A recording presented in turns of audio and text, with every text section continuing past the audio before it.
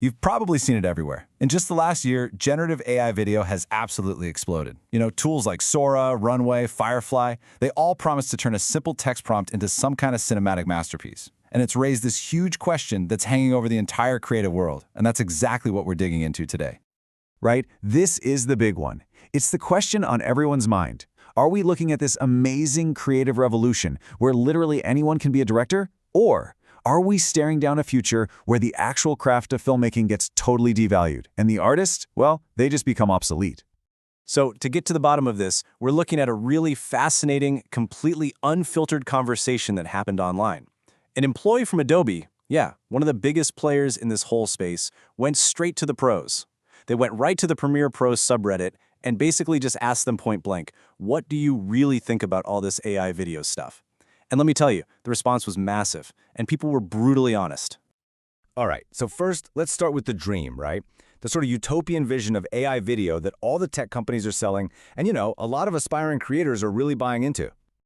And this quote pretty much sums up that dream perfectly. It's this idea that AI could be the ultimate democratizing force in media. I mean, just imagine a brilliant storyteller, maybe in a small town somewhere, with zero budget, no crew, no connections to the traditional Hollywood system. With AI, poof, they could finally bring their vision to life, completely bypassing all the old gatekeepers and connecting right with an audience. It's a really powerful idea, but it's definitely not the whole story.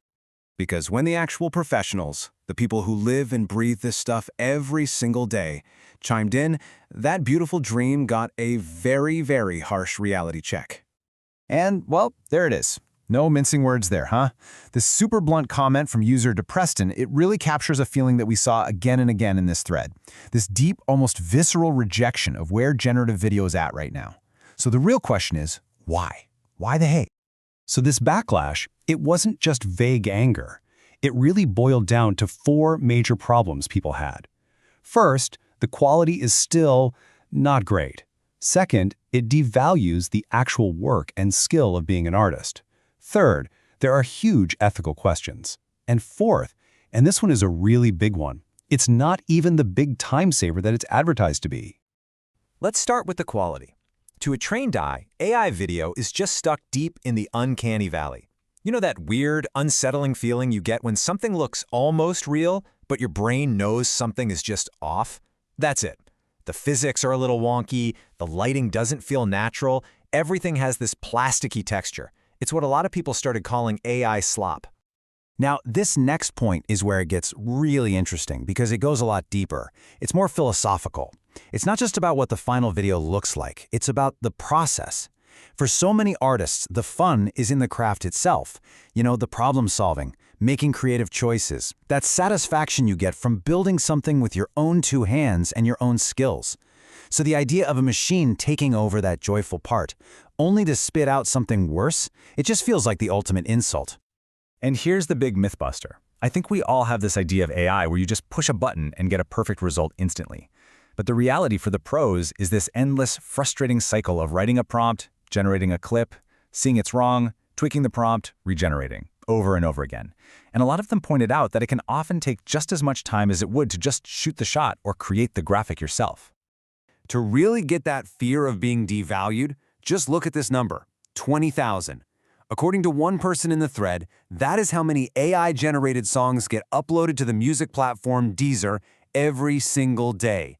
For video editors, that's a terrifying glimpse into a future where their hard work could just be drowned in a sea of low-quality AI slop, making it almost impossible for real, human-made art to get discovered, to be valued, and, to get paid for.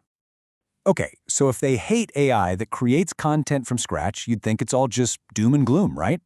Well, not at all. Because hidden underneath all that criticism was a really powerful agreement about the kind of AI they desperately want. And that kind of AI is assistive AI. This is the key distinction right here. We're not talking about tech that does the creative work for you. We're talking about tech that helps you do your work better by taking care of all the boring, repetitive, non-creative grunt work. So what does that actually look like? Well, here's the wish list that just kept coming up. They want perfect transcriptions of their interviews.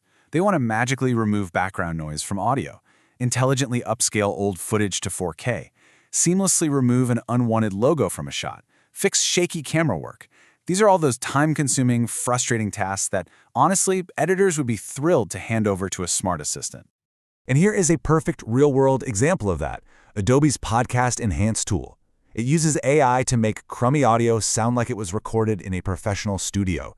It doesn't write the podcast for you, doesn't replace the host. It just fixes a technical problem, which saves the creator time and makes their final product better. See, it's a tool, not a replacement. And that phrase, tool, not replacement, really, that gets to the absolute heart of the matter for all of these professionals. It is the key distinction that separates the AI they're afraid of from the AI they actually want. Let's just break it down side by side, because this makes it super clear. On one side, you've got generative AI. That's the perceived threat. It creates content for you, it replaces your skills, and a lot of the time, it just results in that low-quality AI slop. But on the other side, you've got assistive AI, the tool they actually want. It helps you create content by automating those tedious tasks and enhancing your real footage. I mean, I really don't think it can be said any clearer than this. This quote from user Sputnik Monolith was like the rallying cry for the entire discussion. Empower the artist, don't replace them. Augment their skills, don't automate their creativity. So, what does all this mean for the future?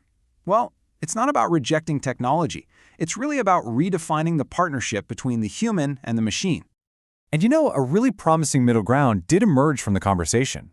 A lot of pros were actually excited about using generative AI not for the final product, but for the super early stages of a project. Imagine being able to quickly generate an animated storyboard or a pre-visualization of a really complex scene. Suddenly, it's this powerful brainstorming tool that helps you refine an idea before you ever pick up a real camera. And maybe this is the best way to look at all of this. One user offered this fantastic historical perspective. When photography was invented, a lot of painters thought, well, that's it, we're done for. But it wasn't the end.